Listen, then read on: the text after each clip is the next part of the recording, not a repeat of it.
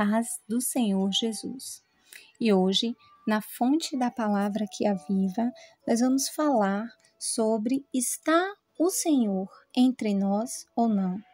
Essa é muitas vezes um questionamento onde até mesmo muitos cristãos, em momentos de dificuldade, fazem essa pergunta.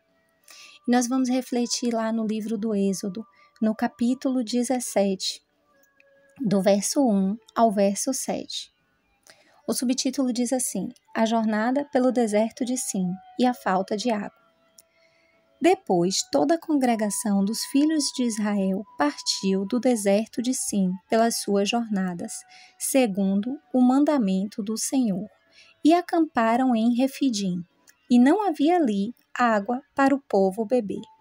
Então, contendeu o povo com Moisés e disse: Dá-nos água para beber. E Moisés lhes disse: Por que contendeis comigo? Por que tentais ao Senhor? Tendo, pois, ali o povo sede de água, o povo murmurou contra Moisés e disse: Por que nos fizeste subir do Egito para nos matares de sede, a nós e aos nossos filhos e ao nosso gado? E clamou Moisés ao Senhor, dizendo: Que farei a este povo? Daqui a pouco me apedrejarão. Então disse o Senhor a Moisés: Passa diante do povo e toma contigo alguns dos anciãos de Israel, e toma na tua mão a tua vara, com que feriste o rio, e vai. Eis que eu estarei ali diante de ti sobre a rocha, em Horebe, e tu ferirás a rocha, e dela sairão águas, e o povo beberá. E Moisés assim o fez, diante dos olhos dos anciãos de Israel.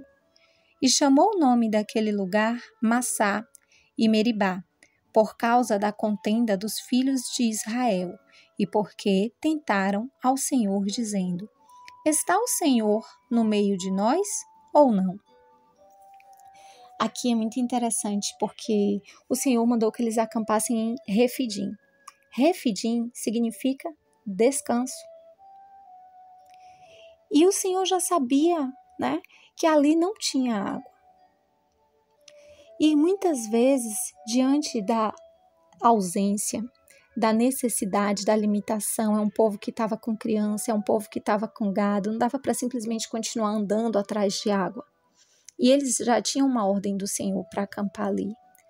E aí vai falar muito sobre a confiança. Por quê?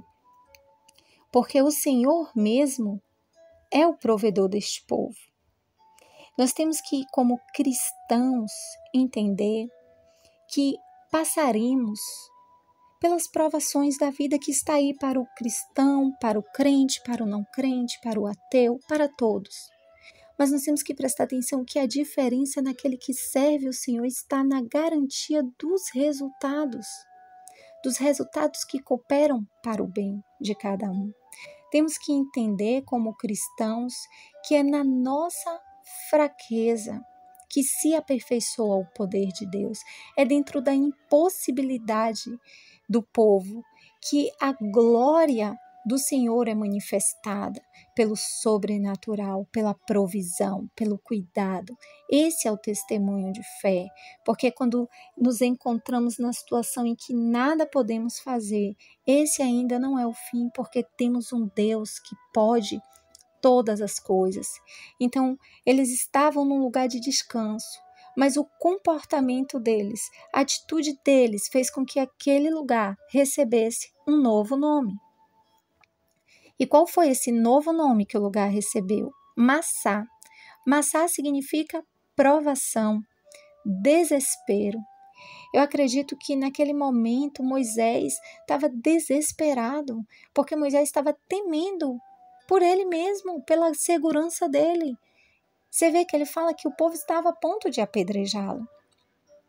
E Meribá significa conflito, rebelião, algo que o povo estava fazendo e que era desnecessário.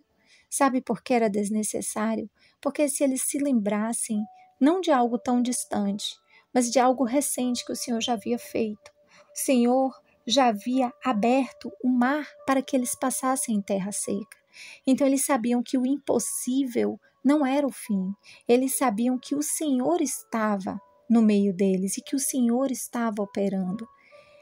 Eles viram o que aconteceu, o mesmo mar que se abriu para que eles passassem, eles também viram se fechar e engolir os egípcios e fazer com que os egípcios fossem afogados, porque eles queriam perseguir, porque eles queriam manter novamente aquele povo escravizado, quando o Senhor já os havia dado a ordem para libertá-los.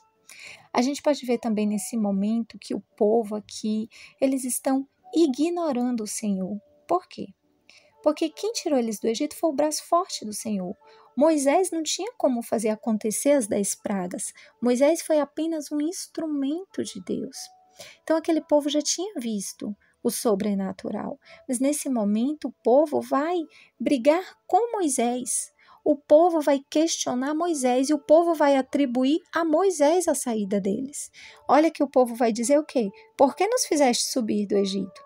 Mas aquele povo não saiu do Egito enganado. Aquele povo não saiu do Egito confiado em Moisés. Aquele povo saiu do Egito confiado no Deus de Israel.